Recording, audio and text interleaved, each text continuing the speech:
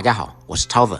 我可以肯定的告诉您，柚子这种做法您绝对没有见过。用柚子做果盘请食一是一种什么体验呢？说起柚子，您感觉红心柚和白心柚哪一个更好吃呢？我个人认为红心柚吃起来口感更甜，水分更多，而白心柚肉质紧实，甜中带点微酸，别具一番风味。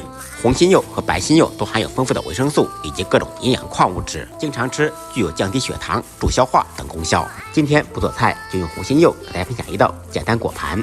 祝愿我们的祖国繁荣昌盛，国泰民安。